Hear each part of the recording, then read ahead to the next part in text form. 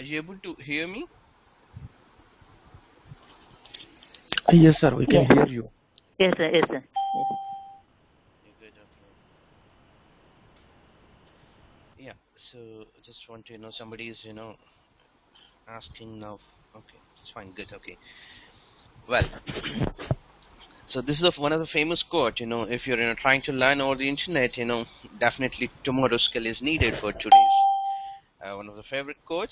And coming to the cloud introduction part, okay. Uh, so the module, covers today most of the things would be, covered. What is cloud, how the cloud was, designed, all those things. Then we go into the portal or wherever the Azure console, I would say, and then we look into there and we do some work there, okay. And just get into the cloud introduction.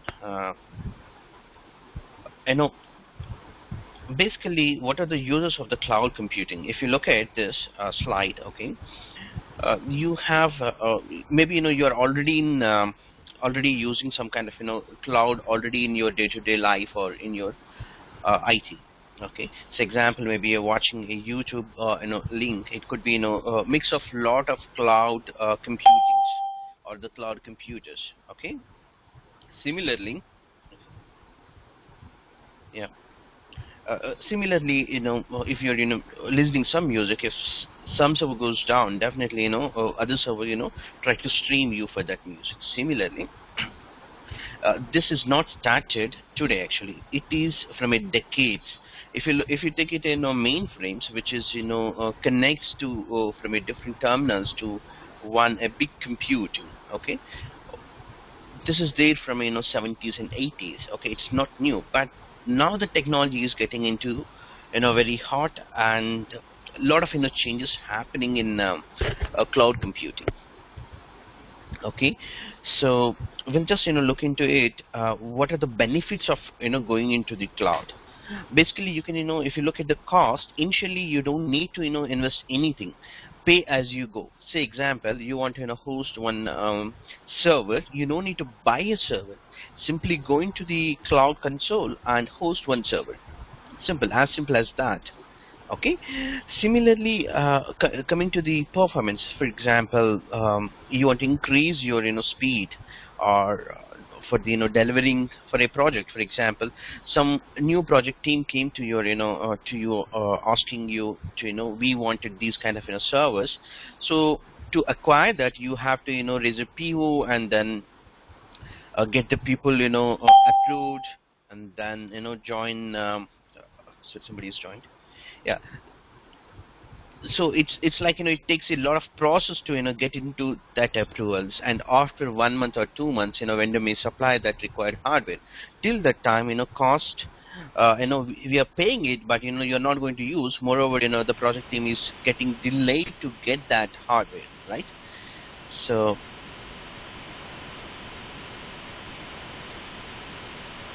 sorry, are you able to see? Yes, we can able to see. No. Okay, because somebody is saying not able to see. Okay, 22 participants. Okay, good. So coming to the speed, most of the cloud computing services provides a self-service on demand. So like you can extend your RAM, or maybe a computing power for the best performance, maybe a CPU performance. Okay, or maybe cores can be increased on demand. We'll show that how we can increase by creating some of the computings. Okay, similarly, it's a global scalable. So for example, your website you hosted, or you created, your developers created a website, and that was hosted. Say example, if you take it to Amazon.com. Okay, so this Amazon.com, okay, maybe this Amazon.com, maybe if you're trying to open from .com, it might be coming from coming from Amazon.com is from yours, but if you're opening Amazon.co.in example, okay, or Google.co.in, it should come from Indian.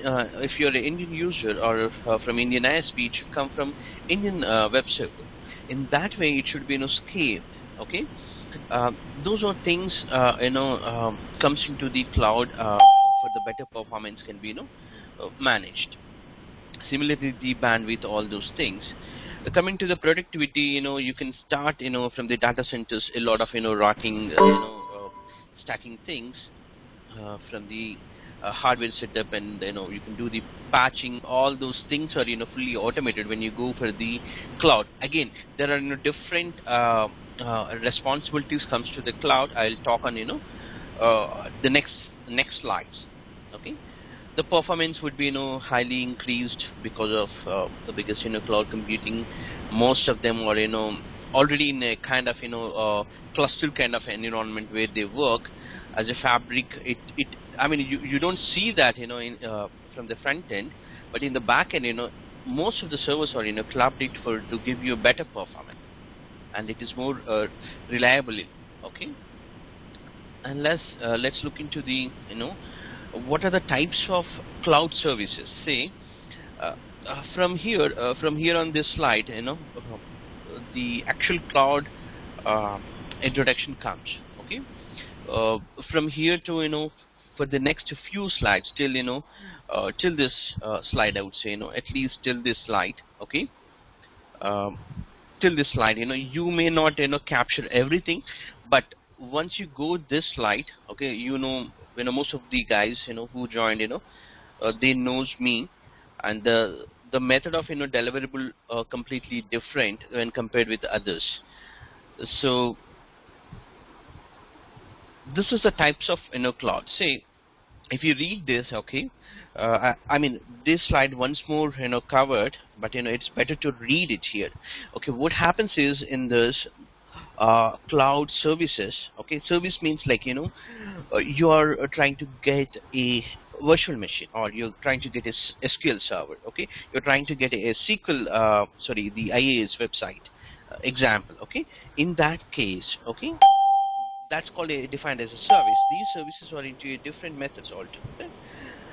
You can see here uh, the first one would be the infrastructure as a service, which we are going to learn. Okay, what is the infrastructure as a service? I would talk in this way. So most of the basic category of the cloud computing services are falls in this. Okay, that means there is a provider, for example Microsoft or AWS or different companies. They provide you the infrastructure for you with a front end. So what you do is you would manage everything except the hardware related things.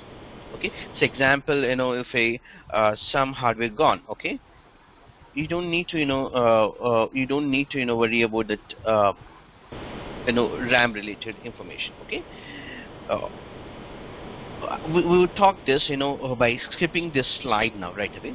So what it matters, if you're looking into the on premises, okay, in the on premises you're responsible on your own data center applications availability. You're responsible data runtime, middleware or operating system or virtualization, for example VMware, servers, storage, networking, everything is you manage, and you're the responsible. So for this what you do is you create you will have a different teams to manage, right? So there could be a storage admin, there could be a networking admin, there could be a service winter admin, there could be a virtualization admin, maybe VMware guys or Hyper-V guys. Okay, similarly for applications also there would be different admins, and all these data would be stored into the your on-premises server, which I say on-premises means, yeah, on-premises means on your data center. Okay,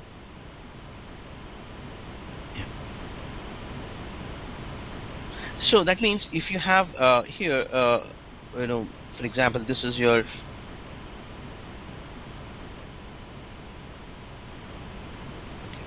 for example if this is your data center example, you might have different servers. Okay, all these servers are co-responsible for you, right? uh, like managing the hardware from the hardware to including the software availability of their applications. Okay, whereas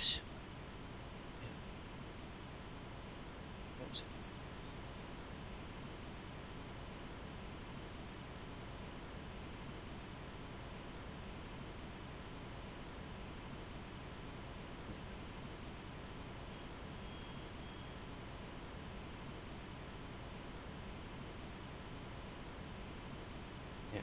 Whereas infrastructure as service, which is we are talking about infrastructure as service, one of the type of cloud service.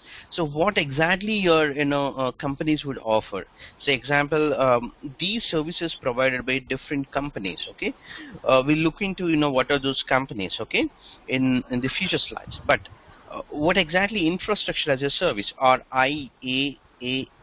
Okay, infrastructure as service. Okay, what happens is in this infrastructure as a service, you would have your applications, data and runtime and middleware is managed by you. Okay, and remaining things, for example, operating system. Okay, virtualization.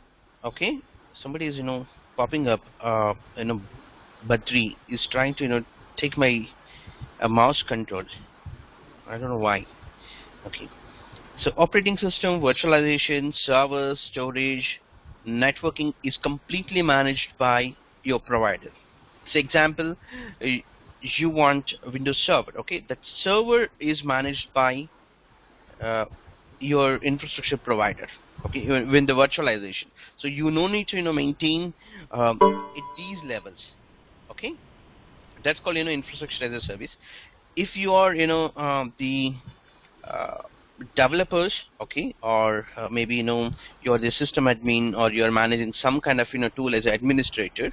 Okay, most of the time we fall into infrastructure as a service, and we would be learning this course. Okay, if you look at what is platform as a service. Okay, the platform as a service is where you are responsible for the application or the data. Okay, for example, maybe a website or can be some application. Okay, you are responsible to create that application and maintain that application and including the data. Okay, whatever it was hosted, that is called PaaS. We call it as PaaS. And there's another thing called software as a service. Okay, which is everything is managed by your infrastructure provider, no matter.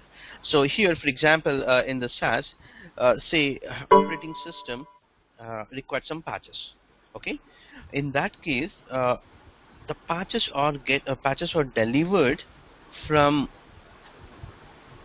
a vendor. That is say example, Microsoft, or maybe if you're just looking for a SQL server, you bought from SQL server from your provider. Okay, then it is just the responsibility of their, okay, where they manage the complete end-to-end responsibility to give you the application with the availability mode of more than 99.49, whatever the SLA they agreed for that. Okay, I know that few guys maybe not clear, but I wanted to stress this in the future slides also. Okay, by giving in a different examples. So, say example, what is SaaS, what is PaaS, what is AS. Okay, IaaS. So in this case, SaaS, where you buy it actually, software. For example, you bought Office 365. You just bought it from Microsoft. That's it. So you work on Visio, or you work on maybe Word, or PowerPoint, Excel. No matter how the application is you're getting, at the end it is responsibility to make it available for you by when you buy it, right? That's called software as a service. Okay, whereas a platform as a service, say example, you're buying a SQL server. So that SQL server maybe at the back end. Okay, here, uh, if you look at this platform as a service, in this case, if the application availability would be responsible by definitely co-responsibility goes to you as well as to them. But they might give you sometimes a VM where you can manage the SQL database by logging into that VM, or maybe for example, let's take in this way, you were you bought a VM, just a VM from your provider. So that VM should be available by 365 days, okay, without downtime. Say example, in normal infrastructure, what we do is in the platform as a service, or on your on premises, that VM one or other day it gets patched and it gets rebooted. But platform as a service, it would be taken care by this activity, taken care by your service provider. That means you never know when this machine is got patched. That means there will not be any downtime. So what they do is, cloud has a fabric, in the back end, okay. Instead of one VM, they create, multiple VMs for the same data. One gets, patched up, and other machine would be, during that time it will be available with all the data, all the application availability. Okay, that's called platform as a service. So you no need to maintain any server related information. You least bother about your patching, all those things. Similarly, uh, similarly here, if you look at the infrastructure as service, here infrastructure as a service, you are responsible for that patch management, or could be application maintenance and the data availability. Say example, if data you stored in a data center, okay, that might be disaster recovery happen. In that case, you are responsible for that. The data, if you don't plan properly, the data never gets replicated to another data center. Okay, so you should plan how the infrastructure is there. Instead of using your own data center, instead of using your own server, your own on-premises server office, or maybe a server co-location place, you are using somebody else data center. That is, somebody else is your service provider. Okay, if you're looking to this slide, the same thing, I'm trying to put again and again, because what are the cloud services? If we look into it, three major things. One is the infrastructure as a service, platform as a service, software as a service. Okay, let's look into another slide in a different way, how we can uh, explain this. Okay, infrastructure as a service is a core service here, which is built up on everything. On top of it, you have your application developers who works. So if you are a application developer, okay, going through this demo, you should be most of the time works on a PaaS. So platform as a service, where they are just responsible for their application. They develop that application and they host it on a Azure or maybe AWS. Okay, this is the SaaS. We are the end users. Say example, I'm using my Office 365 for my Outlook presentation. So at the end, I'm responsible just to use that application. I bought that application from my vendor Microsoft. Okay, and I can use it at this stage. Okay, so this is responsibility goes here, like server, storage, network comes to infrastructure as a service, and operating system, applications, all those goes to the storage, and would goes to the provider. Maybe in this case, maybe Amazon, or maybe Google or Microsoft. Okay, and here packages, software, OS, everything is responsible in this SaaS. So if you don't want to maintain anything except you are worried about your applications, that means say somebody's developed application, you want to use that application simply. I'll repeat that, somebody's developed that application, you just want to use that application, then it goes to software as a service.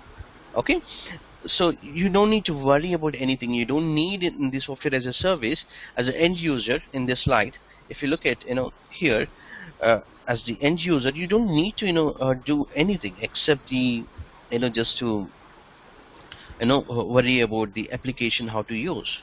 Okay, and the same slide I want to put it in a different way, what goes where. If you look at infrastructure as a service, the data center goes building, power, all those things, cooling, physical security, all these things are responsible by the provider.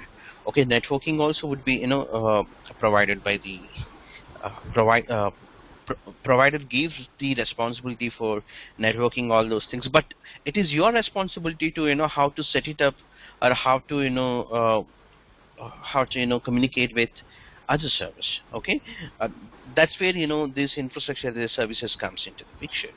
Okay, physical servers, everything goes into the infrastructure as a service, including your hypervisor, virtualization. Everything is goes to the responsibilities of your provider. Okay, it can be any operating system. Don't think that just the Linux, or it can be Windows, it can be any of the customized operating system, as long as provider is supported. Okay, so I hope at least now the first slide is clear, which is this slide. The same slide, I just wanted to repeat here. You can read this now. You would be probably you can easily understand what is an infrastructure as a service. The most basic category of cloud computing services. This is okay. With IaaS, you rent IT infrastructure, servers, or virtual machine, or storage, or networks, or the operating system from a cloud provider, and you pay as you use it.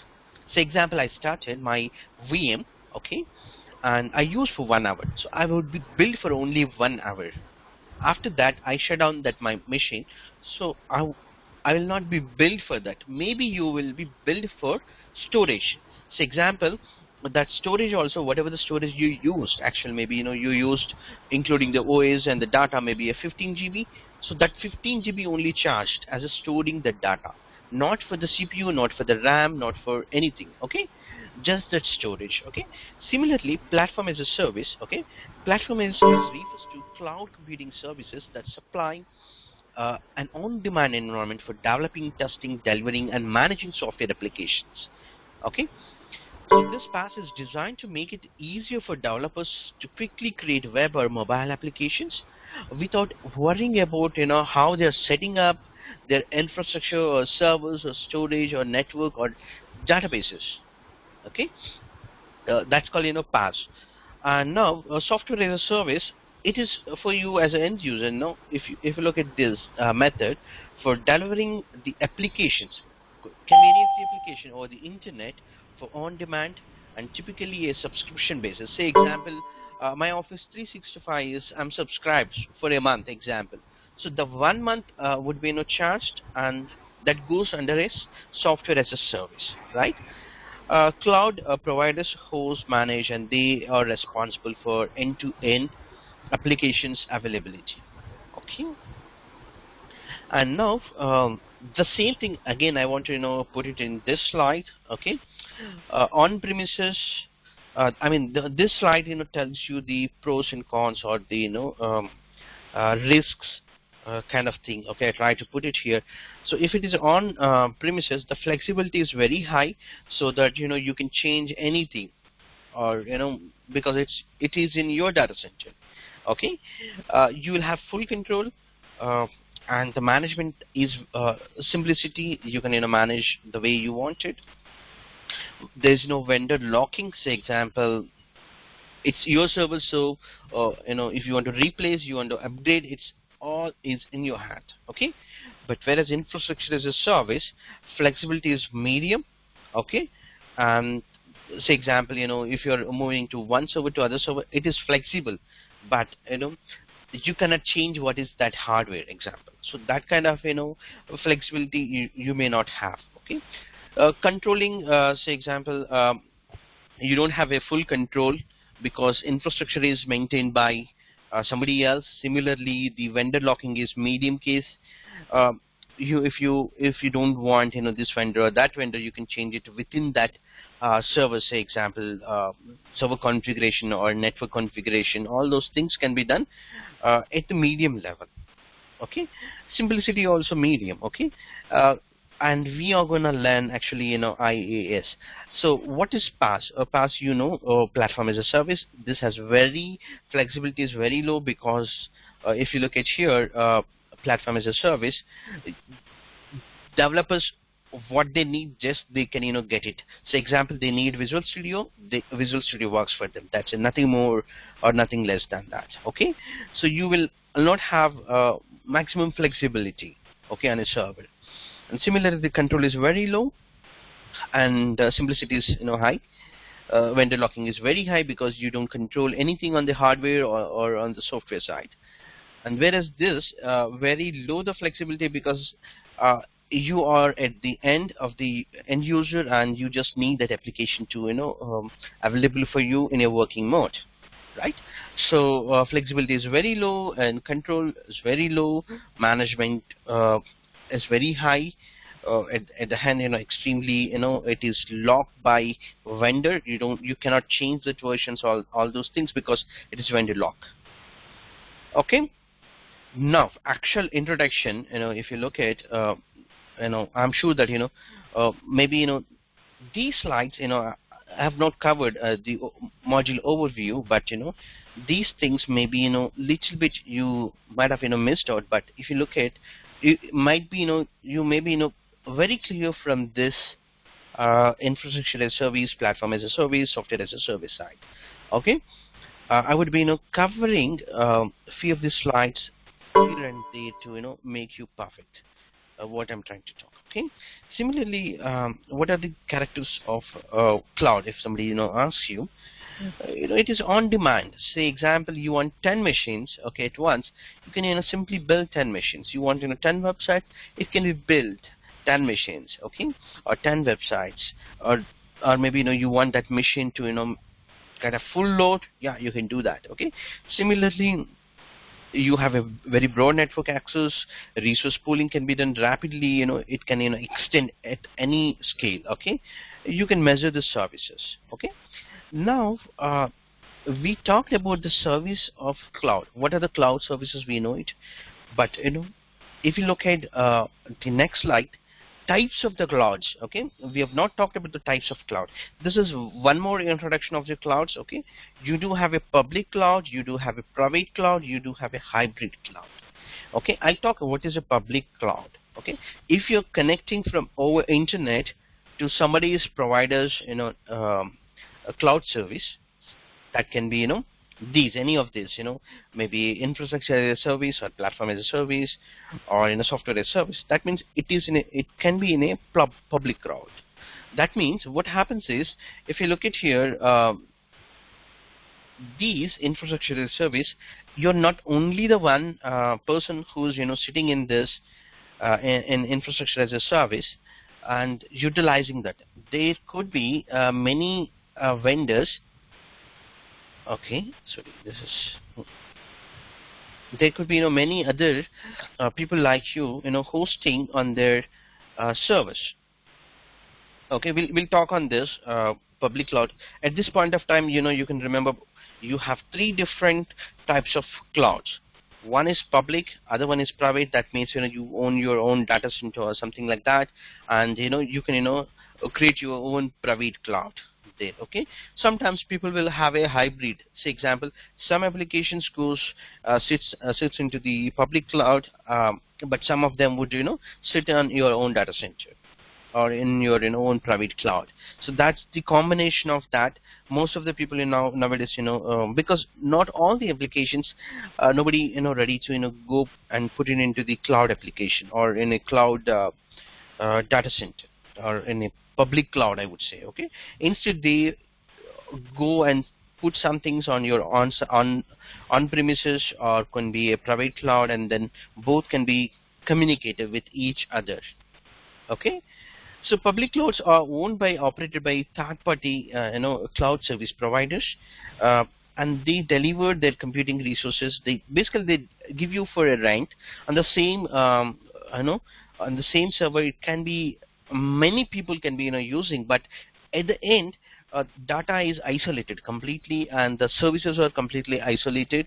You are for you it's a one frame where you don't have any issues. Okay, one second. Yeah, let me look at this.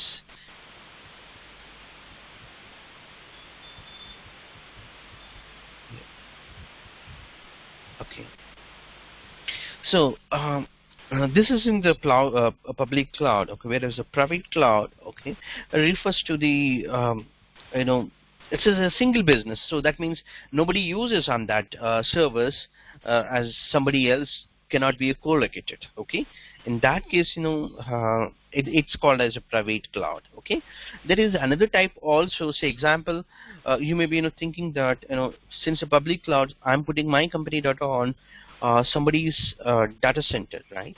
So it might it's a security concern, right? But there are these service providers. They follow some standards. They get certified by different certifications are there.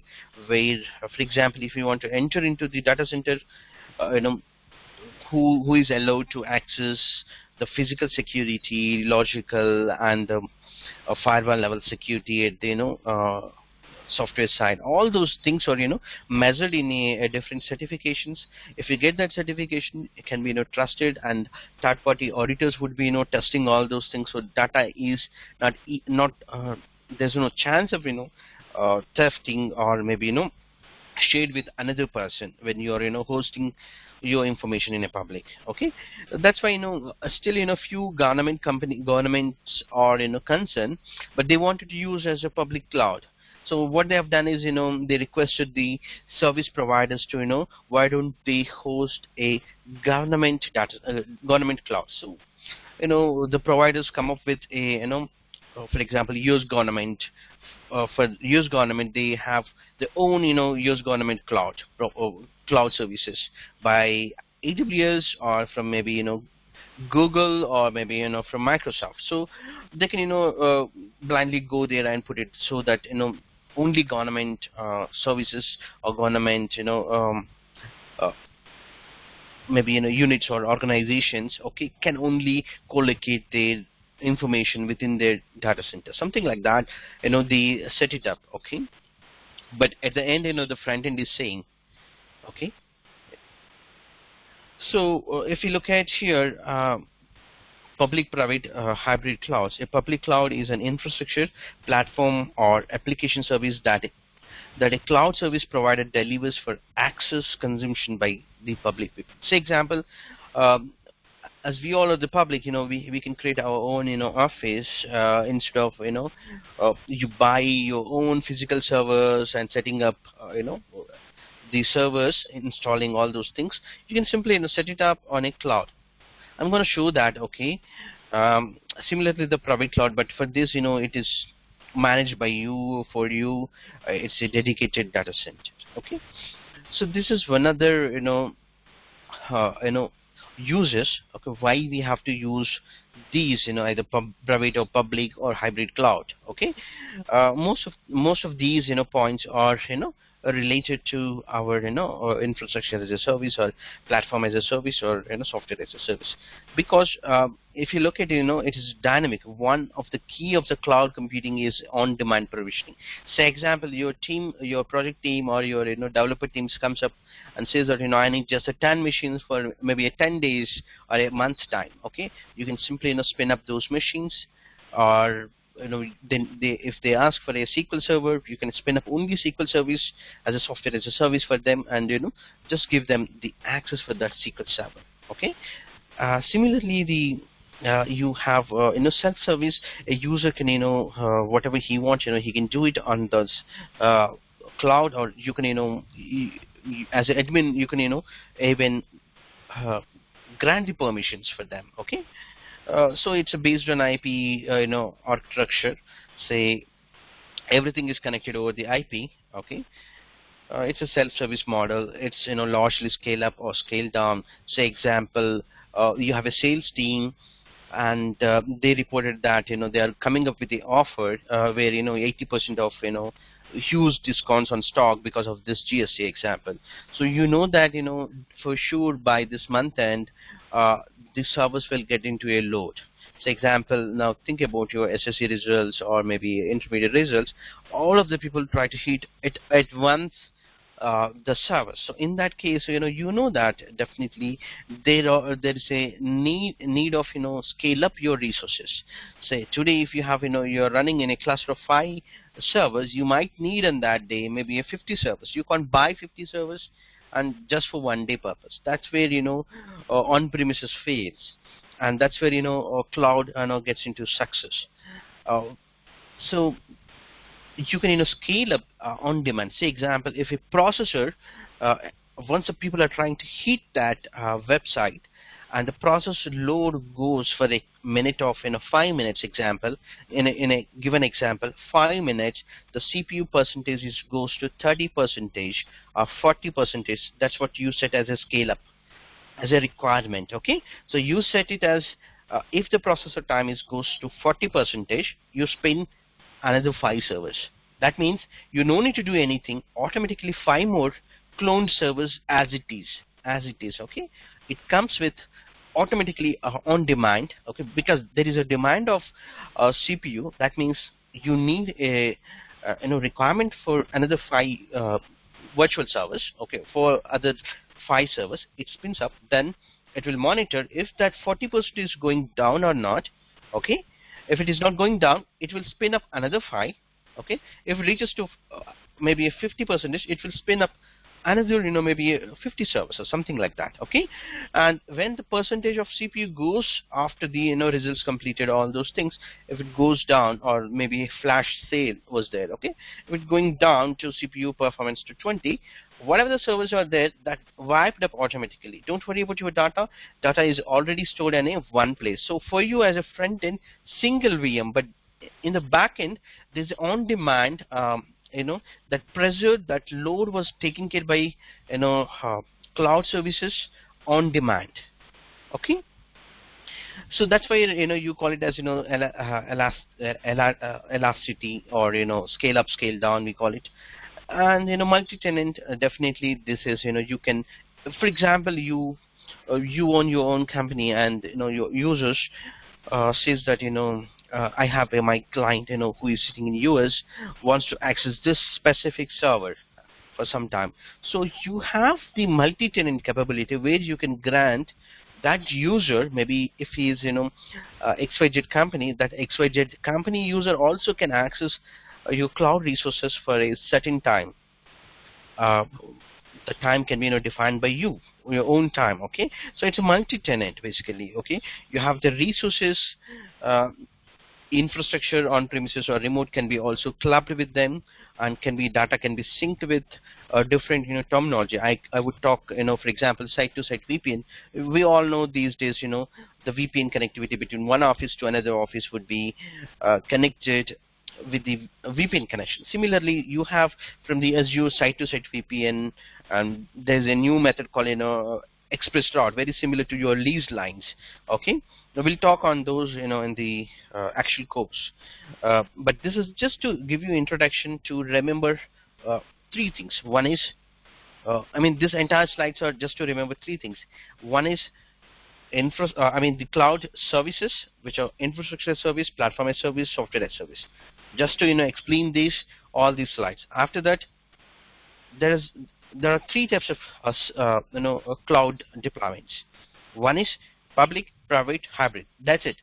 Just to remember these, I'm trying to explain you all these slides.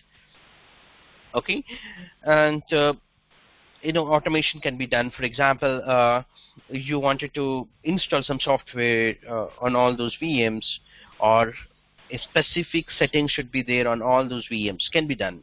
Okay, so there's no initial investment when you go for the cloud. For example, you are a startup company or a existing company, you don't need to buy a server by putting thousands of rupees, or maybe thousands of dollars. You have already available from the cloud. Simply use that server and pay for only based on the minutes or based on the hours what you used actually. Okay, if you're not used, don't pay it. Okay, so what we're going to learn is basically the entire course is based on infrastructure as service. You may be wondering, why can't I learn other 3? So if you're thinking about platform as a service, as a software as a service, this is for end users, this is for application developers. Okay, but who actually creates these applications? For example, your developer requires the SQL example. Okay, so in that case, the SQL server, maybe if you are the PaaS admin, you can spin up the SQL as a service.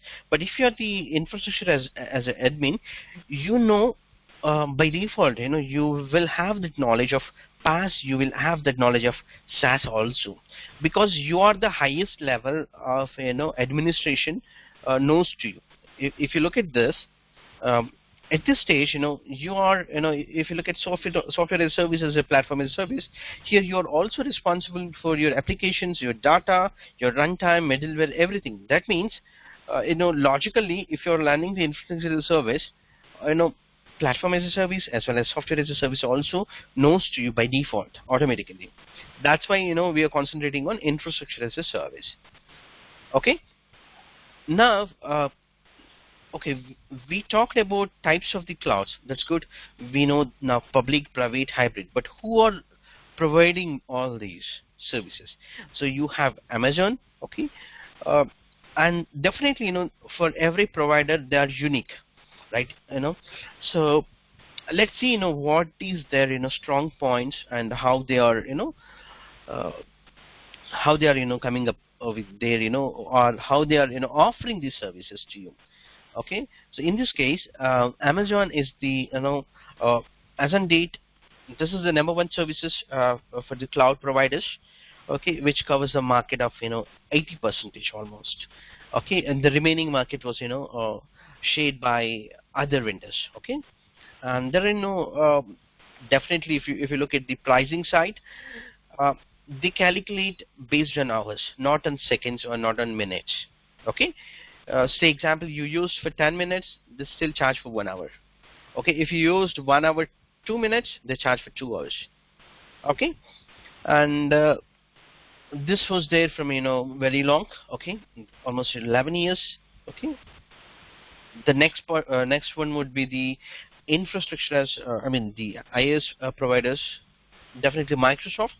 Okay, this is the second in the list. Okay, this is almost 7 years. They are late, but they are growing 700% quarter on quarter. That's the growth you are seeing on Azure, whereas not in AWS. Okay, that's where this is going to cover the entire market soon.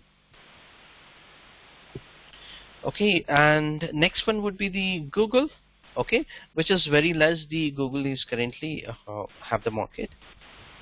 Next one would be the Rackspace. Rackspace is one of the uh, company where they give you open cloud. It's not open cloud means they give you. They actually developed a tool kind of thing, a software based on Apache license, and they later gave to NASA to host their own data center. So that's called OpenStack.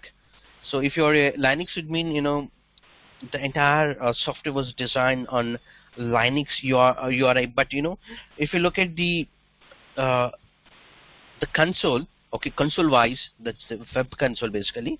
Okay, you can play with this uh, SaaS PaaS or infrastructure as a service. Okay, all this can be played on a web portal. Okay, so this web portal,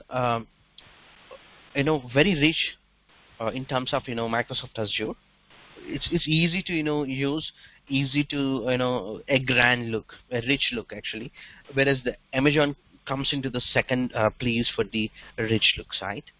Okay, and all these they don't like or the look wise they don't give you uh, very good look. Okay, even the OpenStack. If you look at the IBM acquired another company, okay, called a SoftLayer, and then they come up with this. Now Blue Box, all those things are coming up from the IBM. Okay, and HP has HP Helium, which is purely based on OpenStack. So OpenStack is free for everyone actually. You download the source code under Apache license, and you design your cloud. Okay, that's how HP is. Since they have huge hardware. Okay, even the IBM also, they have huge hardware. They're simply spinning up with their own software. Okay, but if you look at the data centers, number of data centers, number one would be the definitely Microsoft. They have more data centers. I have another slide where I can show you those information. So as per Gartner research in the last year, okay, that's a latest report, okay, Amazon has 92 percentage, and overall, if you look at I mean, there are uh, key values you measure basically, okay, before you go for Amazon or maybe Google or maybe Microsoft. There are key things as a customer requirements. So they scaled up to 234 different criterias. They measured and taken feedback. They questioned. They have done some kind of auditing, all those things, and then based on the business research, okay, they come up with these technical, non-technical, 4 categories. So this is called computing means your VMs. This is networking is your VMs, and your storage, your firewalls, your access comes under technical, and service offering, all those things, pricing, support leads. So all this comes, are they ranked as 92% for AWS, and Microsoft only 88 and 70% by this. But the growth wise, again, if you look at the market wise, okay, top 5 is 31 percentage. I mean, this is the slide. We can say top 5 people who are eating the market. Amazon has covered 31 percentage in the market. 9% is by Microsoft. If you look at the gap between this 31 and 9, there is a huge, but nobody is coming up because of the services. Initially they started by Amazon. If you look at the services started by Amazon is very old now, quite old. If you look at almost 11 years, whereas Microsoft just 7 years. So Microsoft is few of the things are just copying from the Amazon or similar services they are providing, and also they are coming up with their innovation. That's where they have 700% growth quarter by quarter. Okay, and the 7% by for sure in future definitely Microsoft is taking up this place maybe in 1 year or 2 years span time. Okay, now I talked about almost 2 key slides. One would be the these services, cloud services. Now that if somebody is offering you a service from a cloud, it should fall under either software as a service or platform as a service or infrastructure as a service. Okay, as you are an administrator, you would fall into, it can be any administrator. Okay, most of the time you fall into infrastructure as a service. If you're a developer, you fall into the platform as a service. If you're the end user, definitely you're just least bothered about the application delivery, but it require your SLAs. So it comes to where you buying section comes into the software as a service.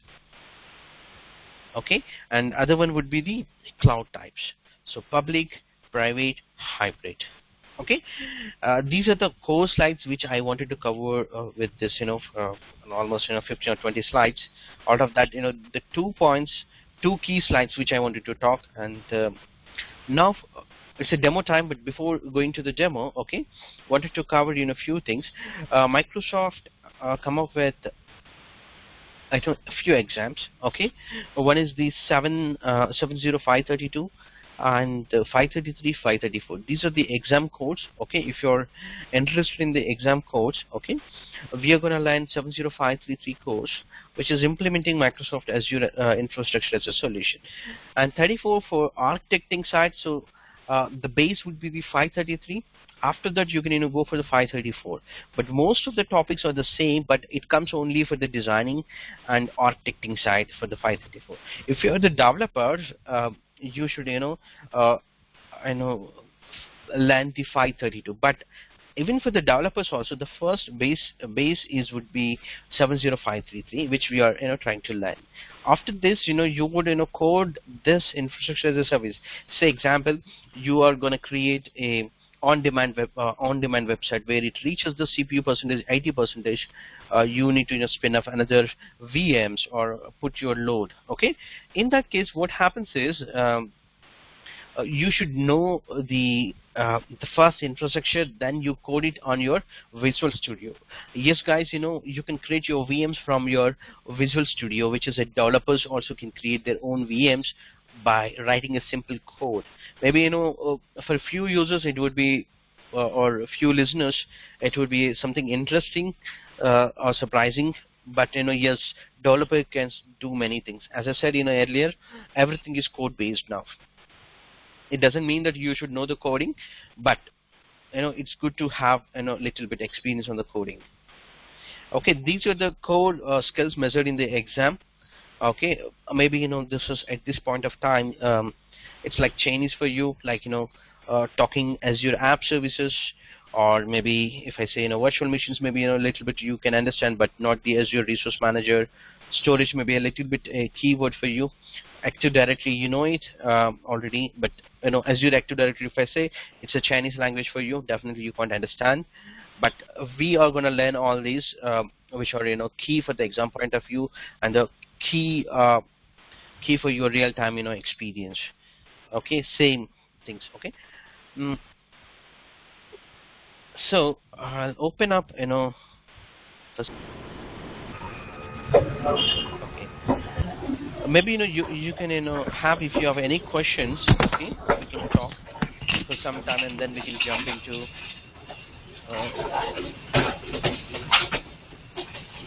demo actually.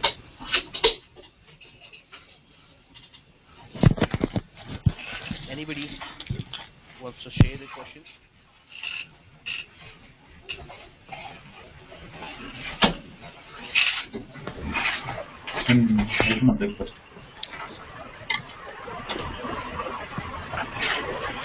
Hello, any questions?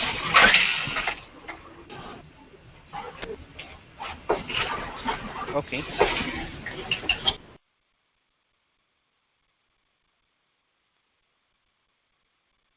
Okay, if you have anybody have a question, they can definitely unmute yourself and then shoot a question.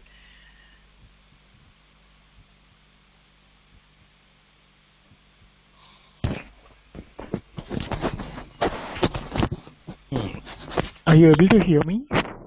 Yeah, I'm able to. Okay. I have a certification in Microsoft Private Cloud. I have written 7246 and 247 somewhere in 2013. How is it different from Microsoft Azure?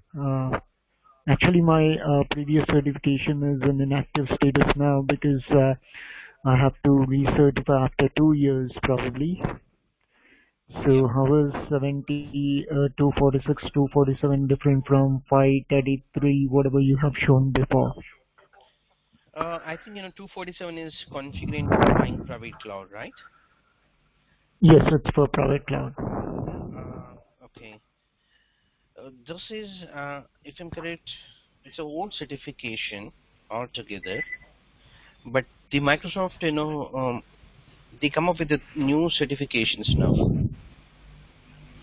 Yes. So you should be renewing, I think. So by going to the mcp.microsoft.com and log in, and then go to your certification planner. There would definitely it will show you for your existing Update certification. path. Yeah, update option.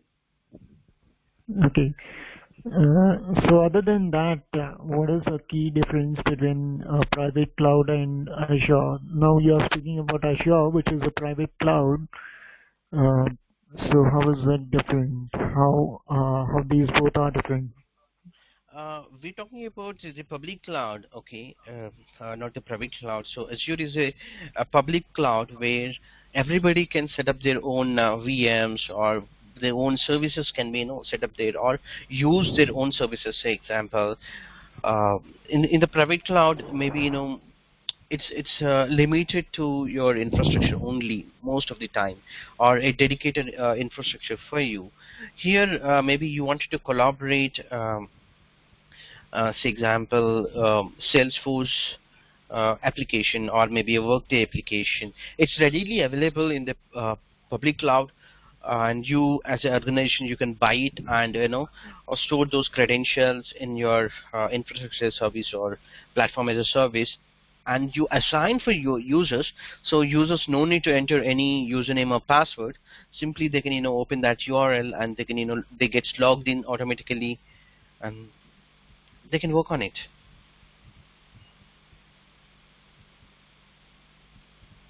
Okay, so all right. Yeah, okay. I'll, now I have a few other slides. Let's see if I can share them at this point of time. Let's see. So these are the before actually creating how to log into the Azure, and then creating some of the uh, discuss points, maybe spinning up some SQL or VMs. I would be showing that in a minute. Before that, there are understanding the data center, how it is secured, how it is designed. This slide talks about clusters of thousands of servers and pluggable units and fully redundant. Say example, maybe there is a huge strike in your a state, maybe by electricity department. Definitely you lose the power, or your grid has lost for some reason. So there should be another grid should supplied. Say example, if I set it up, you know if you talk about Azure data center here, say let's see.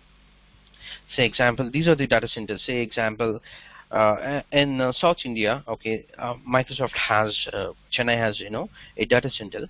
So they don't just depend on the Tamil Nadu government for the power source. They also take from maybe a Telangana state, AP state, or or from different regions altogether, and they connect their data center, so that that is the high availability they can provide for their infrastructure. Because sometimes south grid may be down, so they should get it from west grid or north or east side. Okay, that's how they look into a all the concerns for their high availability, including the internet. Similar goes to the infrastructure, everything. Okay, and okay, let's log into the. I don't think so. You are able to see it, but give me a second.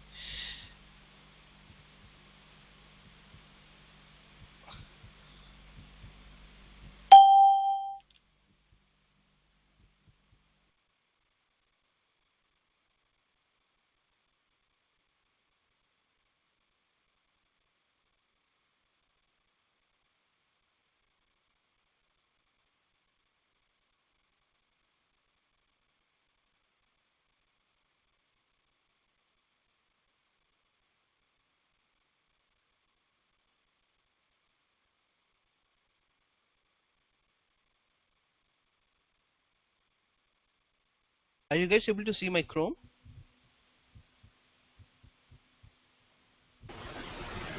Yes, we are able. Yeah, Chrome can be able to see, right?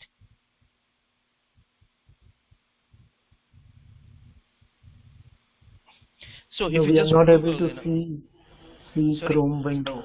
We are not able to see Chrome window. We are only able to see the PPT, Azure Demo PPT. Oh, okay, okay, okay. Give me a second. Yeah, let's close this.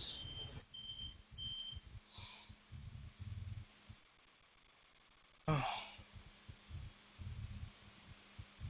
come on, I'm not able to see this.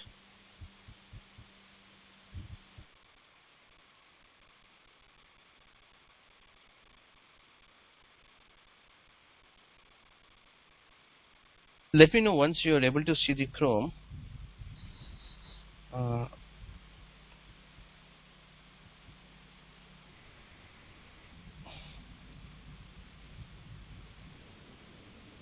okay.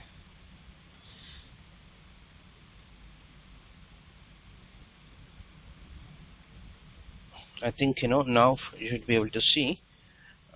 Hmm. So if you just go to the Google and try as you try, okay. Um, I hope you're able to see, right? Can Yes, anybody come? we are now Yeah. able to see. So simply, if you try as you try, you would get an offer from a link. The first link would be the azure.microsoft.com. So you can try Azure, okay? So what happens is Microsoft gives almost 13,000 credit, okay, where you can try and learn uh, with this investment, but they need your credit card, but they don't charge you anything. If I say they don't charge, they charge you ₹2 with a reversal again, just to validate your identity. Okay. Um, so in this course, whatever the activities we are doing, you can do along with me side by side by taking a sign up for the course. So it's 100% you have the lab facility. Okay. Everything can be done from this by signing up this. Okay. So just click on this, start sign up. Okay. Maybe I'm just trying to show you, how to sign up even. Okay. So in this case, my email ID,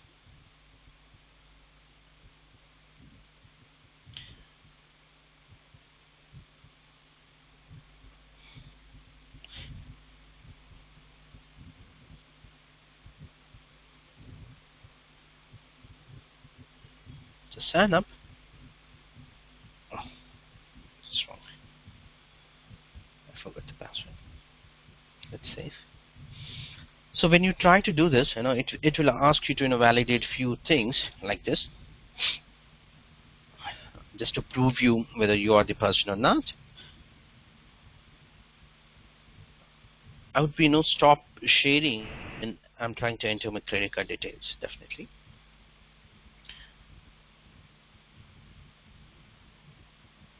So in this case, the first one would be the identity. Okay. So identity for me, it is already validated because I have I tried to signed up earlier with the same ID. So otherwise, it will ask your name and the name and your phone number and your email ID. Okay. After that, this step, actually this is a 3 steps agreement. Okay. 3 steps, but I got it already the first one. Okay. I've already completed the first one.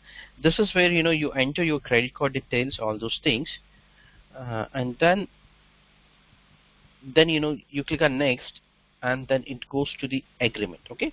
Let me try my best example.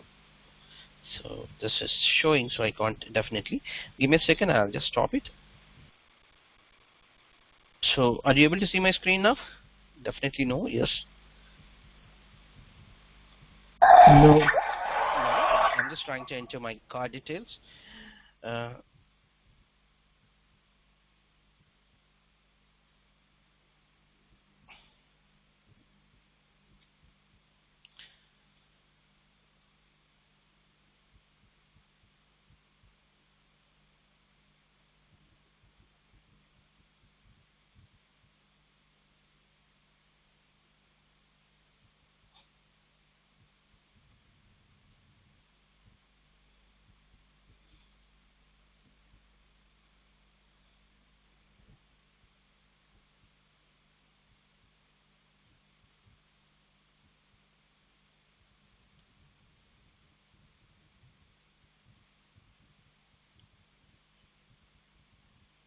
it is taking me to the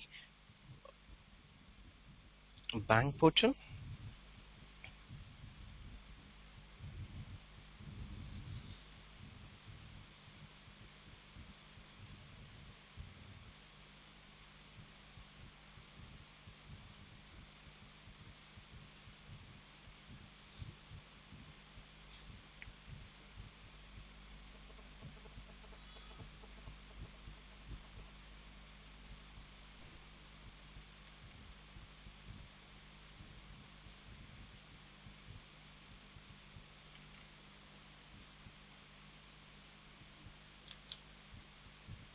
It is asking for the OPT and entering.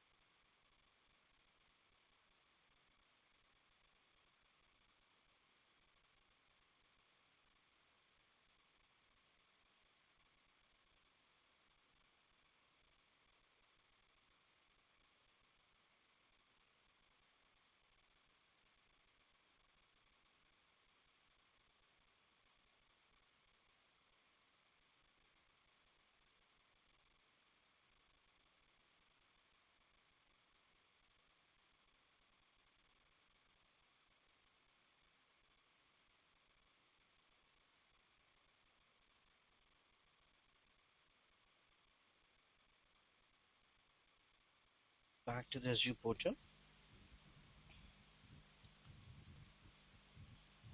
Yeah, I'll share my screen. Are you able to see? No? Yes.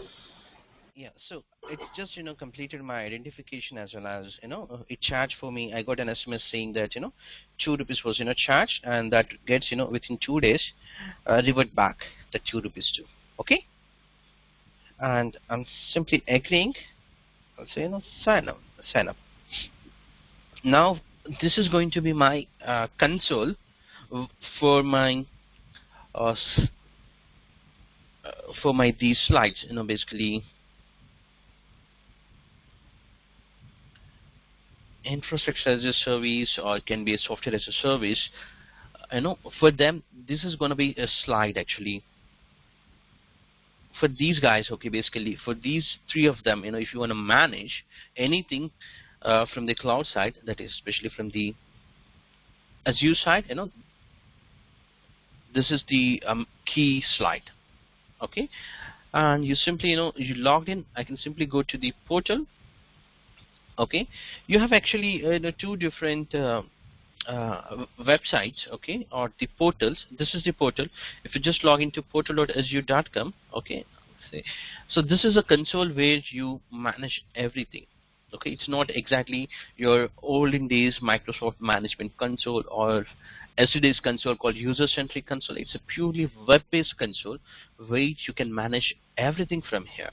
Okay, so it says that I have credit of 13,300 in, so which is just charged for me ₹2. That is also revert back me, which is valid for me 30 days. Okay, within this 30 days period, we can do almost everything in the course. Like if you want to build your network load balancings, you can do that.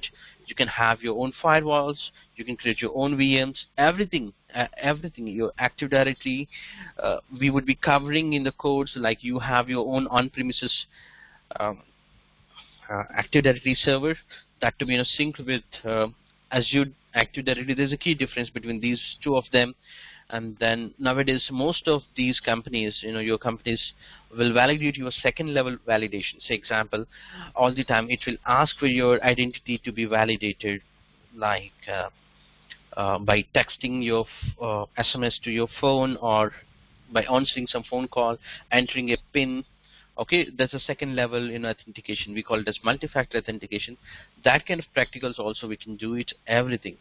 So this is the portal. Okay, and there is another portal also, which is the old portal. Okay, but we would be discussing on the new portal, which was dedicated for us. I mean, the most of the there are difference between old and new, but let's don't talk about the old one now. For now, we would do a few things on there and few things on here. At the end, if you do it on this console, it is equivalent to that. Okay, and everybody is now in the market using the new portal because of a lot of advantages. Okay, and this is your dashboard, the first dashboard where you get a grand look. Okay, basically you can pin up your VMs, websites, everything. Okay, so example, there is something called marketplace in Azure. We will talk extensively in depth later point, but for now if you see the marketplace, it's like your Play Store, it's like your iStore or your App Store. Okay, you have everything here. Okay, say example, you want to simply go here and choose that SQL server, what version you wanted. Okay, and just spin up that VM. Okay, similarly you want Salesforce example, uh, or maybe some application. Most of the cloud applications are now available. The reason is some developers develop some application, you can put it into your cloud as a marketplace, very similar to your Play Store. They register with Microsoft, and Microsoft will give you that APIs, or they give you that integration facility for you, okay, to use that. But and then you will be charged for you, as well as for the Microsoft, as well as for them. For example, in this case example, if we want to create a computing site, say example, one server, say example Windows server. Okay, and simply select that what version I want here. maybe this doesn't looks good to you at this point of time by looking into this console, because you're looking at the marketplace, not in the proper place. The proper place would be, simply, click here, okay, new, okay, you go here. So here this looks in a similar good way, but if you want to see all of them, that goes to the computing section. With the marketplace, you have Linux machine available, you have Ubuntu, you have SharePoint server, you have a VM with Windows 10 installed, example, okay, with the SQL installed server, or could be with some applications installed. Okay, so there's a Dell Autumn, with these applications got installed and it is ready with the Windows 10 example, or maybe Windows Server. Okay, so all you have to do is, if you're looking for a plain VM, okay, not with any of the things, okay, maybe if you're looking for SQL side, okay, SQL with this SQL 2016 with a VM, in that case, simply create it. So in our case, we are just trying to create a compute under this Windows Server for this demo example. Let's remove this, don't go this way, it would be easy here. Compute, okay, again marketplace, that's okay. You want 2012 data center example, or 2012 R2 data center, or 2016, whatever the in data center, create. If you look at it in the previous slide, these are the blades, actually, blades, okay, this will be your main key here, but whatever we are clicking is to create a small window. These are called blades, okay, and we clicked here, we have taken compute, networking. These are the key things which you wanted to choose. So in this case, under compute, a VM, okay, this is the data center edition I'm choosing. If you look at here, resource manager, there is difference between I mean, maybe at this point of time you don't know what is resource manager. You can think that it's a combination of or one place which will hold everything. So example, uh, I put it in this way, a data center, so not into the that way also. Maybe you can think that a group of objects are referred to one place, that's called resource. Okay, so a resource manager, in this resource manager today I am creating a VM. Say example, VM name is demo.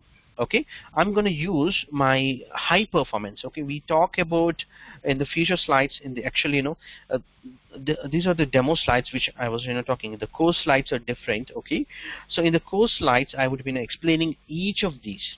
Okay, why we choose the SSD, you guys, most of you already knows that SSD gives you more performance.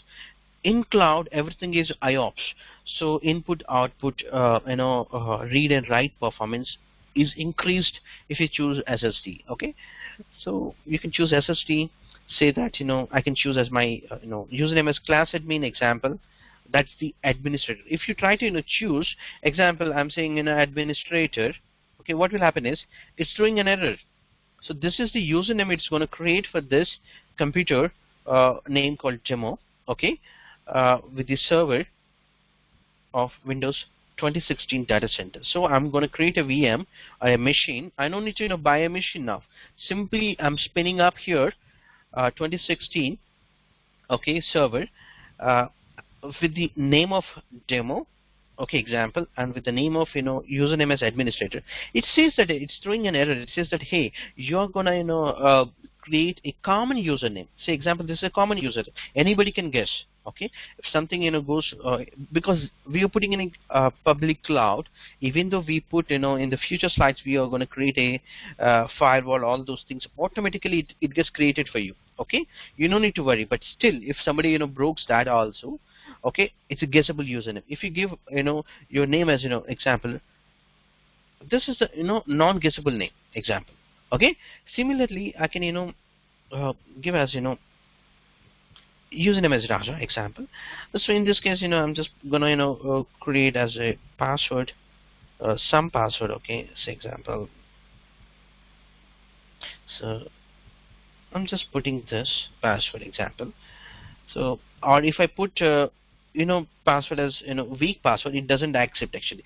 For example, password at 123, these things are not accepted, okay, by okay, this is accepted, but general things, uh, easily guessable, password example, this is not accepted. This says that okay, password at. So it says that there is a complexity also required. Okay, let's just jump into a proper password. Okay, so that it can spin up in a minutes of time. So this is the subscription. If you're really bought it, this maybe your company, there is a subscriptions base. That means you are charged under the subscription. This VM is going to charged under this subscription. You may have multiple subscriptions. Okay, we'll talk about resource group later. As I said, it's a group of multiple things in one place. Okay, so yeah, I'm just creating as test here, and say this is a location. If you look at here, there are multiple locations are there. What is this means? If you look at my previous slide, one of the slide, which we are we have not discussed that, but if you look at here, data centers. Okay, so these are the currently data centers available from the Microsoft, or you look at this portal. Okay, so now this VM is going to create.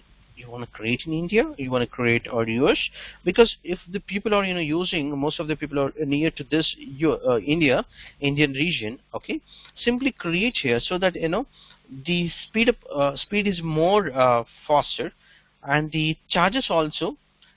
Say example, if you're created in US but you're sitting in India, you're users, so the data is getting transferred from here to there, so there would be a little bit increase of your pricing, all those things, or maybe a delay based on your how you bought it, basically the pricing, all those things. Okay, if you have a CDK, you can simply say I have a CDK, otherwise it doesn't matter.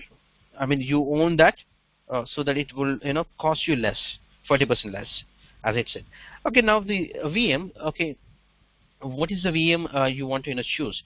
Say example, you want with one core with a 3 GB or 3.5 RAM, or 7 GB SSD, IOPS, or 3200. And if you go with this, in a month it is going to charge 6,884.59 Indian rupees. Okay, but if you increase, you want more. These are the basically DS1, DS2, DS3, DS4. These are a type of VM templates for you. Okay, which is provided by Microsoft. Maybe this time you may thinking that I want my own template. Say example, I created a VM and I captured that VM with my Windows 10 with all the settings. You wanted to deploy that. Yes, you can do that. Okay, you simply upload your VHD file to cloud. Okay, and then you can create by that VHD file also. So it gives you different flavors of VMs. Say example, if you're looking for high-end VM, 16 cores, 32 GB. If you want more than that, then you can always reach out Microsoft, or you can customize here. Okay, so in this case I'm just going to use the one. This is the one standard VM. Okay, with the 2 cores. As simple as that. It doesn't take more than 3 minutes. Okay, Very you can, good. Very quickly. yeah. Now this is this. I mean, we just selected what are the VM we required. Now this is into the storage. So don't think about anything on this. We will be talking about each point, maybe multiple sessions actually.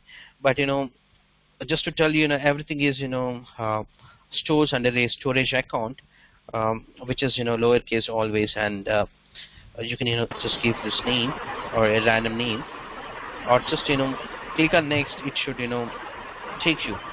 Okay, it's gonna create for you storage. It is gonna create for you this IP address range. This is the subnet, and this is a demo, and then firewalls are getting created here. Okay, simply if you're okay, then just simply click on OK.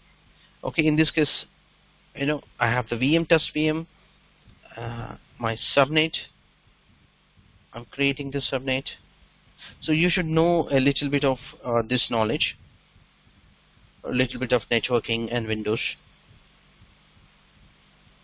So if you want a public IP, you can choose as dynamic if you want, or static IP. That means this IP never changes. Okay.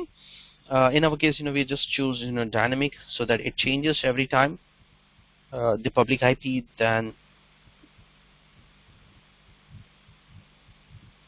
you don't need any extensions.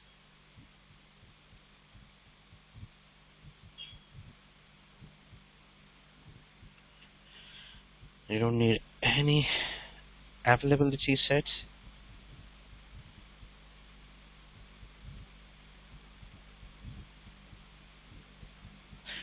Yeah, that's it. Basically what we have done is here, we have chosen the whatever the required VM we want, either this V1 or DS1 or DS2. We can choose that. Okay, simply select, and then it gives you an option to create it simply. So at the first point, simply enter some name, a unique name.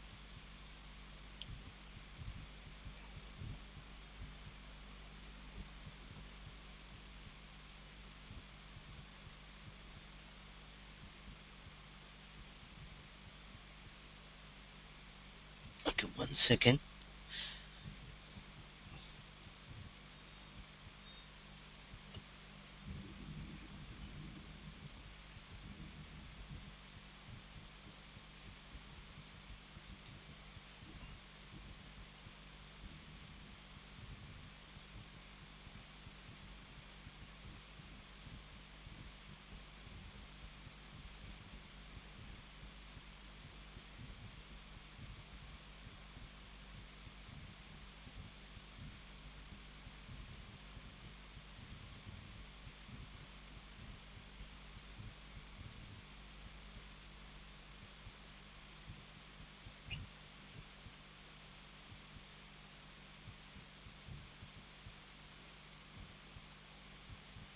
So we would be talking about all these things. If you don't know, I'll just hello, you guys there, right?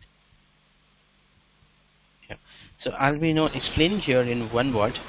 Uh, Everything stores in a storage account, and this is your VNet. Imagine that your VLANs, okay? Under VLANs, you have your own subnets, okay? That's nothing but your again a VLAN, but it's your network name basically, okay? And you're gonna have a public IP for this VM, okay? You can also have a this will virtually mapped only the internal IP, which is 10 series. But if you're trying to reach out, how do you connect? Basically, is with a public IP by providing a firewall. So NSG is the firewalls. Okay, we would talk in detail all these things later point. But just to give you in one word, if you can capture this, okay. And this is the storage account for storing everything, but anything related to the virtual machine failures, all those things, or the log purpose, you can store it into the diagnostic storage account, which is a different account than your initial storage account. Okay, we'll talk on that later point. So if I say click OK, within 4 minutes, now I have submitted to Azure, okay, saying that just try to create this. So what it's going to do is it's going to create a VM, and then I'm also pinning that VM to my screen here. Okay, so let's while it is creating, I can also talk another things like if you want to spin up a SQL as a platform as a service. So simply go here, go to the SQL. You have many services. Okay, I have another slide. Okay, if I'm correct, I have not talked on those slides actually, since it is a long demo. Looks like. Um, yeah, if you look at this is the old slide. Okay, in meantime I think you are able to see my PowerPoint slides. Confirm me, right? Hello. Yeah, you are able to, right? Anybody? Yes. Yeah, okay, thank you. Okay, so this is an old slide. Okay, this is old, I mean sorry, old portal, okay, where you have where I'm demonstrating now on this portal. If you look at right, yeah, this is the similar portal, right? So this is old, it doesn't look much good, but this depends on a different thing called cloud services. Here, if you look at here, cloud service, but here everything is under resource manager. So that's called ARM. We will talk later in detail what are those. Okay, these are the Azure services, I would say. If you ask me in detail all of these services, there's a huge list. Okay, let's take the services. So you can create virtual machines. It can be a VM from Linux or Windows, or you can similar machines can create 10 to hundreds. So example, as I said earlier, uh, you can create same VM, but for high availability, you want 1,000 machines in the backend, which can run either Linux or my Windows VM to make it my application high availability. You can do that. Okay, up to tens to thousands of machines. You can do that. We would be doing at least 10 plus VMs in our creating by scale set. Similarly, web apps. So you have different websites can be created and stored. For example, not only websites, you can have your mobile app, maybe your for example, in your iPhone there could be some application is getting developed for iOS based, but that front end related can be stored, or the backend can be stored in the cloud. So whenever the user opens in iPhone, or maybe in your app store some application playing a game, that actually runs from your cloud, so you get a huge high-end response for end user. Okay, that comes into the past, or it can be infrastructure as service also. Okay, functions can be automate many things. App services, batch jobs can be run. Okay, maybe say example, a simple thing is since my user doesn't work overnight, maybe 10 p.m. to maybe morning 7 a.m., you just shut down those VM, so you save your data, save your cost. Okay, that can be done. Or you want some job to be automated, can be done. You don't need a CCM, or you don't need anything to automate that process. Okay, and similarly network, you don't need high-end VPN or a firewall. Okay, now it's more software based solutions. Okay, you create your own VPNs, tunnels, you create your own load balancing application gateways with 7 different layers. Can be filter out your packets and route wherever the nearest, uh, for example, a user comes from Germany, she should actually reach Microsoft Germany data center where this VM is already replicated. Okay, instead of coming to Germany user to India, let's since the server Germany data center also has the same VM, same set. Okay, since it is replicated to the Europe region, okay, let's get the end user has a more good experience. Okay, that can be configured. Okay, can be anything, and maybe application or any data, or maybe he's browsing some file. Okay, any can be anything. Okay, similarly the VPNs and network watcher, express route, which is express route is as I said, Microsoft tied up with different vendors for, instead of lease lines. Okay, they connects a private tunnel. Okay, internet tunnel from your data center to their Microsoft data center, so nobody else data is routes on that or goes on that tunnel, very similar to your lease line where it is dedicated for you. Okay, and these are the storage accounts. When you say storage data lakes, thousands of SQL databases, which stores huge data. Okay, and you can do the backup and recovery entire site. Nowadays, if you think about the disaster recovery, you need to build the same infrastructure, and you have to in your on premises, you definitely need to have multiple servers, multiple machines should sparely available for your data center. But when you talk about the Azure data center disaster recovery or backup recovery, you don't need many things. Okay, when you are using that, service, only you have to pay for that. Even though you configured for the data center, it doesn't mean that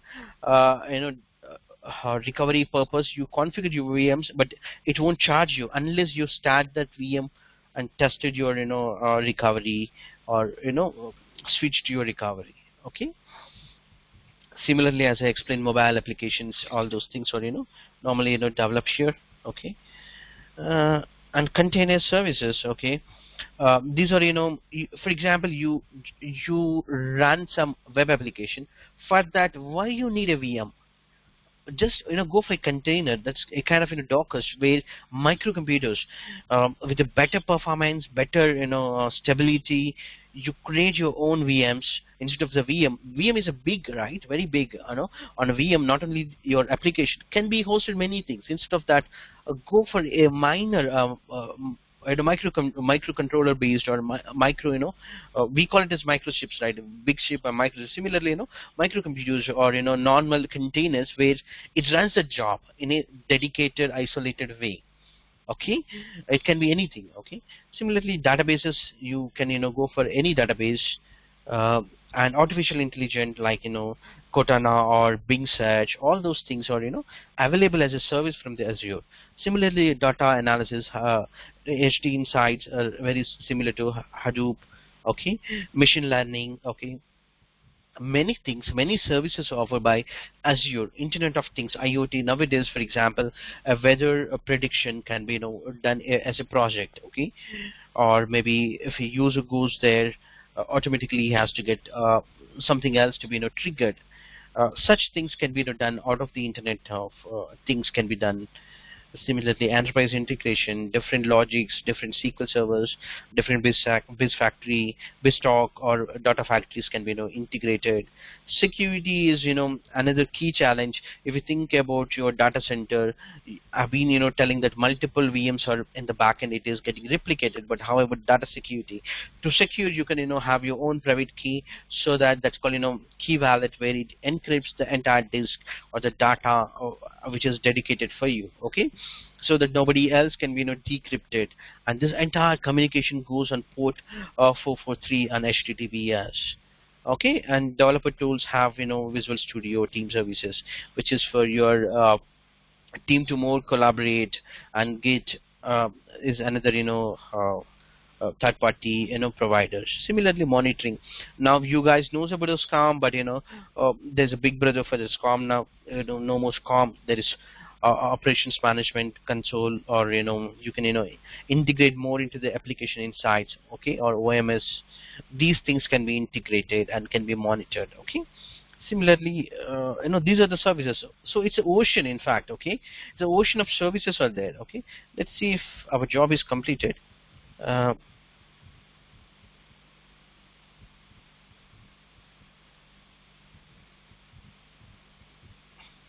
okay, let's go to the here VMs. If I go here VM, okay, there's demo VM which is running now. It's got created. Okay. So VM is created, and how do you connect this? So if I click on that VM, okay, I get here connect, or I can go to my dashboard and say connect. So when I say connect, actually what it is doing is it is downloaded a RDP file. How do you connect your server which is in your data center?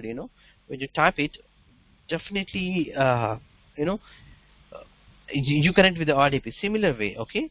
RDP say connect, it asks for the username, so which I gave as Raja, and then the password I don't remember. Let's see. uh, Connect. Okay. So it's going to connect me to that VM, okay, which is created for me.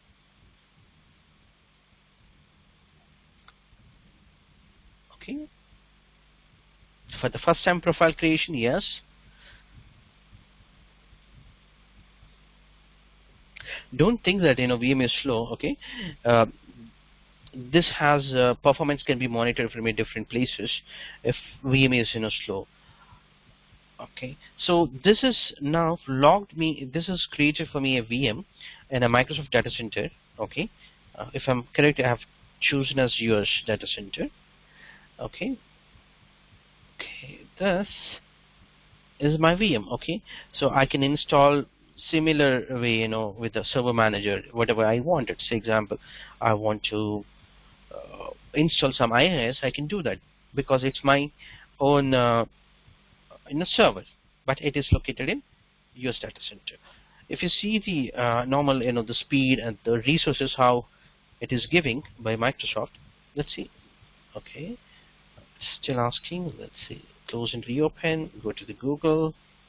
So if you look at the speed test by running, you'll be wondering that what kind of resources it was provided by Microsoft.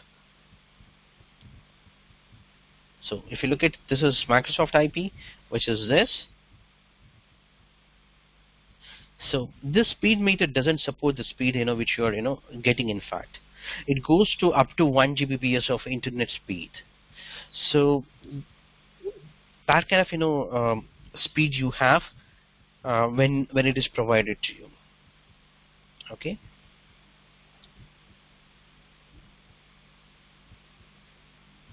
In fact, it touches 1 GB. Sometimes it touches 1 GB. It's just a 200 almost. It depends actually on the speed meter also. It doesn't support more than 500 to 800 speed measure. Okay. Okay. Now this is the VM. Okay. Now how it was connected. Okay. Technically, what happened is under my download folders. Okay. This is my demo. Okay. If I edit this, what is happening is under 52.170.92.107, which is my public IP, which was configured under networks. Okay, for me this is the public IP which was mapped as this IP, and then 3389. If you remember, 3389 is your RDP protocol. Okay, let's see what is the IP of IP I'm getting. IP config. I got internal IP, not the public IP, because that's how it maps. Okay, and you can also dedicatedly have your own private IPs only instead of giving the public IP here. But just to connect for us to demonstrate, I gave the public IP information here. So anybody can in this world connect by doing this. Okay, somebody maybe so one of you can just go to the MSTSC and then type the as it is this address, okay, 52.170.92.107, enter your username as, if I'm correct, Raja, and then the password is this. Try to connect. It gets connected. Maybe one of you can try. Okay, then I'll lose this session. Okay.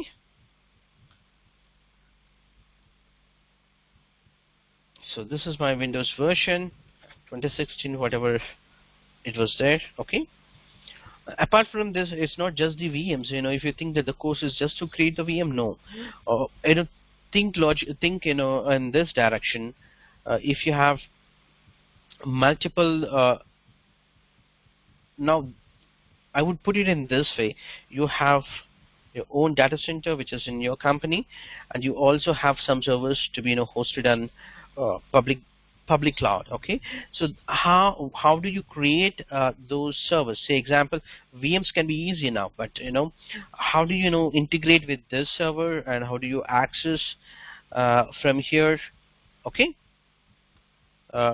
from this location to this location, and then the network components involved, firewalls involved, everything would be discussed here. Okay, would be teach to you. Okay, similarly you can spin up any server which you wanted.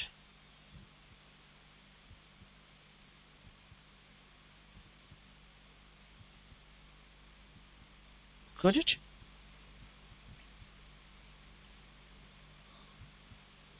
So nobody's tried to connect it. Okay, so in this demo you can spin up SQL. Similarly, create a SQL server and assign to them. So here the collation you can choose and the SQL database, blank database, or to be configured something readily available. Similarly, web applications, you can create a based an application for your mobile based application, you can create it.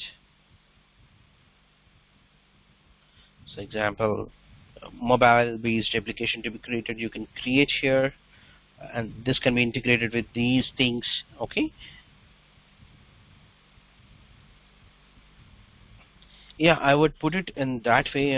This is the just the demo. We would look into the most of the components related to infrastructure as a service. Okay, any questions now? Can be unmute.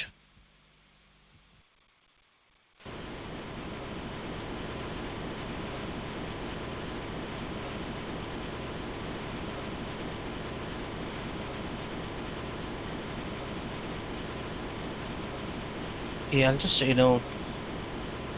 call one by one maybe. Sandeep, do you have any questions? No, I don't have any questions as of now.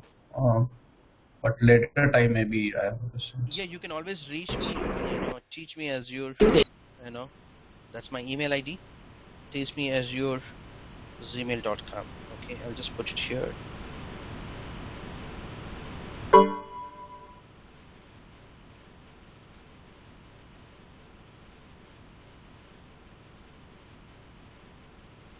And also my other primary email ID, most of you know already, braja.26, braja.kumar26@gmail.com. Okay, and Can you type your email ID in the notepad, because yeah, I'll just send it over the chat to everyone. okay.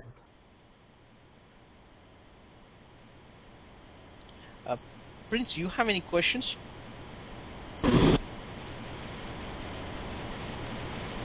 Muted. Thanks, Raja, for the wonderful session. Actually, I'm totally convinced with the cloud thing. Raja, actually, I have one question. Actually, I'm from SQL background, right? So, how much it is beneficial for me if I'll go for cloud and learn this? Okay, what do you do as admin? You're an admin, SQL admin. Yeah.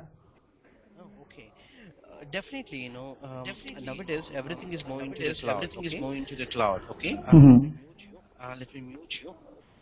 Yeah, everything is getting into the cloud. Say, example, you earlier, for example, you should create your SQL database, and then the code to be integrated, you would be coming to the picture to for the integration to the SQL server. Now everything is SAML based protocol. This is not the NTLM or maybe Kerberos protocol. The protocols are also getting changed. The applications are moving to the cloud, so protocols are getting changed. Your applications moving to the cloud. So most of the work, okay, coming to the infrastructure as a service or software as a service. So for them, there is a huge demand into the cloud. It can be a AWS or it can be a Azure or maybe other service provider. But definitely there is a huge scope. Okay, for the SQL admins, I would say uh, now if you look at earlier we used to use the SQL. Now no SQL also available. I mean, there is no relational earlier, RDBMS or whatever we call it. Okay, that is no more now. Okay, it's just the you for example, you have an mobile application which you wanted to store the data as a application developer. Just the logs. Well, just to store those logs are their performance counters. They don't need to depend on SQL, so they need to depend on storing the data in a NoSQL, which is a type of SQL, but not exactly the SQL. Okay, so example, in a SQL stacks, if you have more than 10 million rows, definitely SQL gets stuck, or a performance comes into the picture and you says that go for SQL reporting services or higher than that or something like that. But now with this with the cloud, you have a different tools coming up in this SQL also. Okay, you might have to look into that.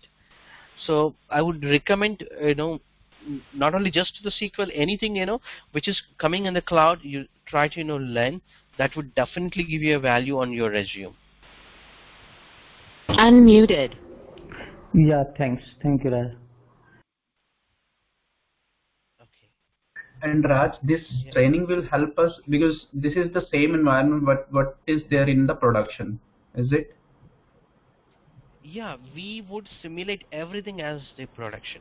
So example, I Okay. do have, my a great server, I would say. I put almost 5 lakhs for invested for a single server. Okay, we would simulate few things there in a training session, and try to uh, connect with the two offices. Okay, it's not just we create a simple VM. If that's the case, why would I share the entire information in the just for the creating purpose a VM? It's not that, and there's many things that to be discussed uh, towards to the scenario based, how the communication would happen, how a remote user only access certain things. Uh, Nowadays, if you look at few of the websites already granting access, if you have a Facebook account, if it has, okay, they can log into the application and then they can use it. Okay, that kind of things, how do you integrate? That also comes into the course. That's called business to client or business to customer. Okay, there's a different concepts altogether that also we would discuss. Uh, I hope I cleared, Sandeep. Yeah. Yes. And I have not received your email ID again. Can you ping me separately? Yeah, sure. It's teach me azure@gmail.com. Uh, Okay. let's see if I can send it. Yeah, I'm sending. Okay, teach me Azure, right? This is my email ID to all attendees. Okay, thank you. Anything, Mangeshwaran?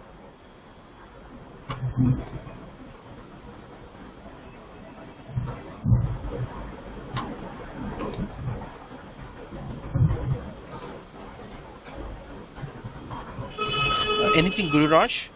From you have any questions? Any questions, Sheshadri? You can unmute and you can talk. No questions from my end. Anything, Vamshi? No, sir, I'm pretty happy with the things which you said. It is very clear to me and looking forward. Good. Thank you. Anything, Partha? You have any questions? No, sir. As of now, nothing. Okay. Ravindra, anything? By the way, I would also share this recording to with you all if you have. I hope the email IDs will gets recorded here. Whoever enter their email IDs, that would be share this entire recording session.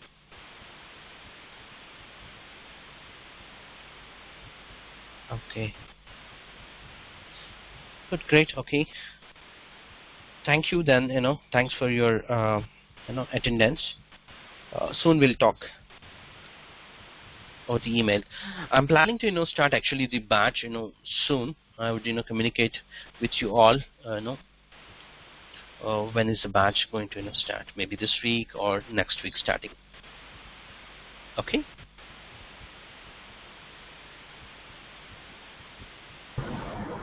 Fine, sir. Okay. Thank you. Yeah. So just to turn off the VM, simply go here. The final thing. Okay. So you're getting charged for this now because it is starting the metrics. If you see the performance, we will put some different tools to see the performance and IOPS, the network monitoring, everything. Just to stop it. Then it will also deallocate. That means the billing would stops. If you stop here, the billing would stop it. So that means I'm not going to charge you. If tomorrow comes, I would be only paid for my VST file storage, not for the CPU, not for the RAM, not for the network. Okay. Thank you for everyone joining today's session. I'm ending the session. Thanks. The syllabus is already shared. Okay, if you don't have the session, the syllabus, I would simply send it to you. If somebody doesn't have.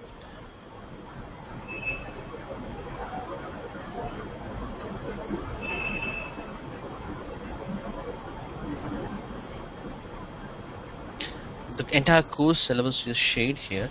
It's more focused to 70533, but I also covered some part of other 2 courses also. That's where today's market has a demand to have 3 certifications or core skills into everything actually. So I put here in the course summary, what I've done is actually the course was designed in a completely different way. Okay, say we explore the complete Azure portal and their services. Once we completed everything, we will revise. If we have anything missed out, for sure we will learn more than what is required. But we'll definitely look into different options, okay, into the syllabus side. Okay, this is the exam syllabus, but apart from this, we also cover many things which are not in this exam point of view. Okay, just don't few people only concentrate on the exam part, but not just that. Okay, it is covered more than what you need in the real world, practical world. Yeah, I hope the syllabus side it is clear for you.